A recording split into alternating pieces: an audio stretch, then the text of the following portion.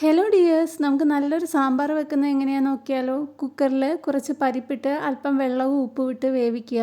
വേവിച്ചതിന് ശേഷം അരിഞ്ഞു വെച്ചിരിക്കുന്ന പച്ചക്കറികളെല്ലാം ഇട്ട് ആവശ്യത്തിന് വെള്ളം ഒഴിച്ച് ഉപ്പ് ആവശ്യത്തിനിട്ട് ഒരു വിസിലടിക്കുമ്പോൾ ഗ്യാസ് ഓഫ് ചെയ്ത് വെക്കുക. ഇനി മറ്റൊരു ചട്ടിയിൽ വെളിച്ചെണ്ണ ഒഴിച്ച് ഉലുവ, കടുക് ഇവ പൊട്ടിച്ച് പച്ചമുളക്, കറിവേപ്പില, ഉള്ളി എന്നിവയിട്ട് വഴറ്റി ഇനി പൊടികൾ ചേർക്കാം.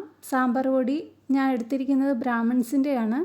പിന്നെ മുളക് പൊടി, മല്ലിപ്പൊടി ഇതെല്ലാം നിങ്ങളുടെ ആവശ്യത്തിനനുസരിച്ചിട്ട് ചേർക്കാവുന്നതാണ്.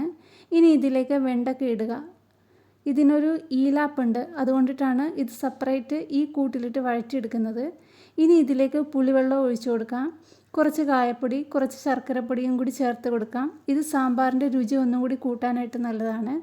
ഇതെല്ലാം വേവിച്ച് വെച്ചിരിക്കുന്ന സാമ്പാറിൻ്റെ കഷ്ണത്തിലേക്കിട്ട് ഒന്ന് നന്നായിട്ട് ഇളക്കി ചെറിയൊരു തിള വരുമ്പോഴത്തേനും അടുപ്പിൽ നിന്ന് വാങ്ങാവുന്നതാണ്. അപ്പോൾ ഇത്രയുള്ള നമ്മുടെ സാമ്പാർ ഉണ്ടാക്കുന്നത്. എല്ലാവരും ഇതൊന്ന് ട്രൈ ചെയ്ത് നോക്കണം കേട്ടോ.